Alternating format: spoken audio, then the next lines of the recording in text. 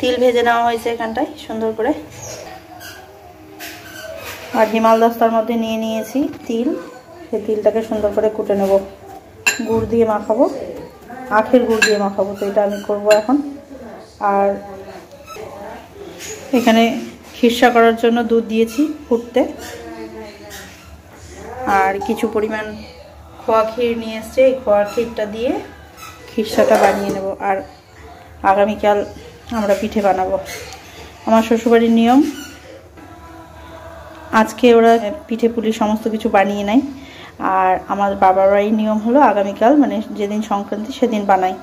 তো আমাদের যেহেতু অসুখ চলছে বাৎসরিক, মানে আমার ঠাকুমা শাশুড়ি মারা গেছে, আপনারা সবাই জানেন, তার জন্য তো এইভাবে নিয়ম অনুযায়ী হচ্ছে না, সেই জন্য আজকের দিনে আমরা বানাচ্ছি, নাহলে আজকেই বানানো হতো, আগামীকাল খাওয়া হতো। আজকে বানিয়ে আজকেও খেত, কালকেও খেত, পুজো দেওয়ার ব্যাপার আছে, সেই জিনিসগুলো যেহেতু হচ্ছে না সেই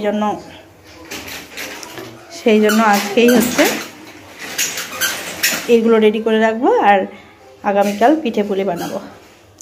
আমার ছোট ছেলে ঘুরে বেড়াচ্ছে।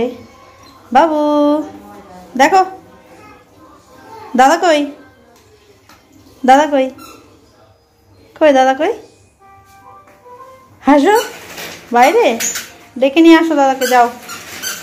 ডাকতে গেল দাদাকে, এখন দেখুন কি সুন্দর করে নামবে, এখানে উঁচু নিচু আছে, দেখুন নামতে উঠতে শিখে গেছে।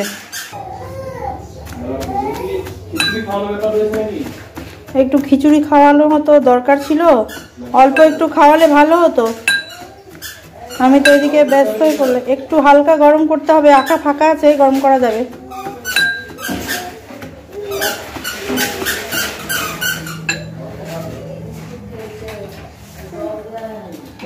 এই যে আমার বড় ছেলে, এসো বাবা এসো, ও উঠতে শিখে গেছে, ও পারছিল না, আজকেই নতুন করে শিখলো।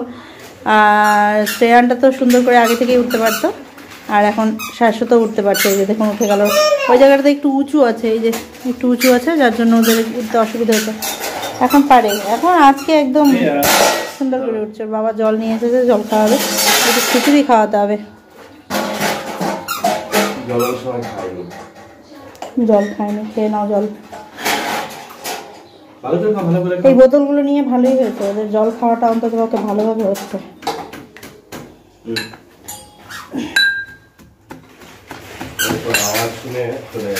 দাও মাথায় দাও, এই দেখেন মাথায় দিচ্ছে, আমাকে ডাকছে।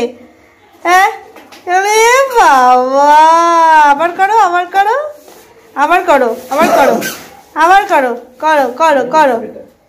ও মাথায় ঢাকা দিয়ে আমাকে ডাকছে।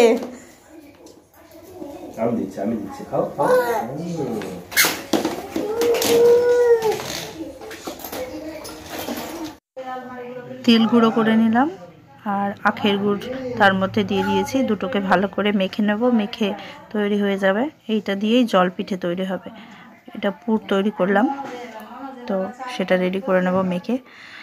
এক হাতে তো সম্ভব হবে না, ক্যামেরা রেখে আমি মেখে নেব। আর সামনে এদিকে চলছে দুধ জাল দেয়া, দুধটা ভালোভাবে জাল দিয়ে নিচ্ছি সুন্দর করে, এই যে। আর এখানে হচ্ছে আমি আর আমার শাশুড়ি মা দুজনে বসেছি। আমি তিল আর গুড়ের যে পুরটা বানিয়েছিলাম, সেই পুরটা, এটা জল পিঠে হবে। আর আমার শাশুড়ি মাকে বললাম যে তুমি শুধু ইয়ে করে দাও, পুলিগুলো তৈরি করে দাও। ওই যে ক্ষীরটা বানিয়ে রেখেছি দেখুন কড়াইয়ের মধ্যে, সেটাই মা পুলি বানাচ্ছে। তো আমি একটা কলা পাতা কেটে নিয়ে এসেছি বিকেলবেলা, সুন্দর বড় দেখে, সেই কলা পাতার মধ্যেই হচ্ছে তৈরি করে করে রাখছি। সম্পূর্ণগুলো তৈরি হয়ে গেলে দেখবেন দেখতে দারুণ লাগবে। কলা পাতার মধ্যে তো একদম গ্রিন আর সাদা সাদা পুলি পিঠে।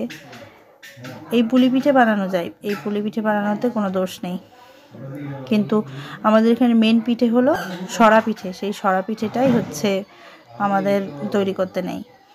এই যে দেখুন, পুলি পিঠে, দুধ পিঠে, চুষি পিঠে এসব বানানো যাবে, অসুবিধা নেই, কিন্তু একমাত্র সরা পিঠে বানানো যাবে না, ওটাই নিয়ম।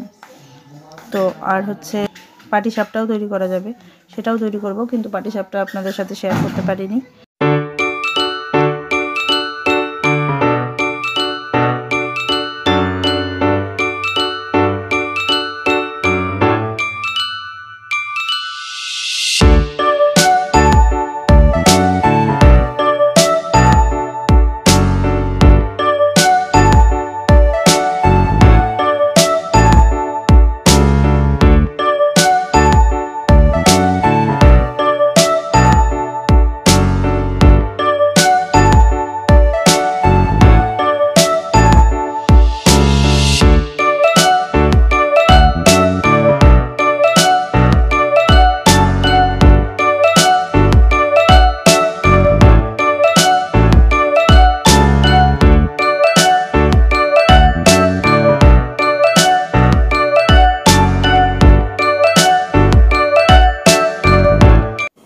সমস্ত পুলি আর পিঠা বানানোর পরে এই যে এখানে গরম জল করতে দিয়েছিলাম বড় গ্যাস ওভেনের মধ্যে। তো এখানে বেশি হিট ওঠে, তার জন্য জল গরম হয়ে গিয়েছিল। এখানে সমস্ত জল পিঠেগুলো দিয়ে দিলাম, আর দেখছেন ফলস পিঠে কিছু করা হয়েছে, সেগুলো দিয়ে দিয়েছি। এটা আমি পছন্দ করি লবণ তেল কাঁচা লঙ্কা দিয়ে মেখে খেতে। এটা বাস্তব অনেকেই ভালোবাসে না, কিন্তু আমি ভালোবাসি। আর এখানে হচ্ছে পুলিটা হবে, সেটার জন্য খেজুর গুড় দিয়ে দিয়েছি। জলের এই পিঠাটা রেডি হয়ে গেছে। এগুলোকে সবগুলোকে তুলে ঠান্ডা জলে দেব, পরিষ্কার ঠান্ডা জলে দেব। এখানে পাটিসাপটার ব্যাটার তৈরি হয়েছে, তবে পাটিসাপটা এটা শেয়ার করতে পারিনি আপনাদের সাথে। এই যে পুলিটা রেডি হয়ে গেছে। এখানে পাটিসাপটাটা রেডি আপনাদের সাথে শেয়ার করতাম, কিন্তু সময় হয়ে উঠতে পারেনি।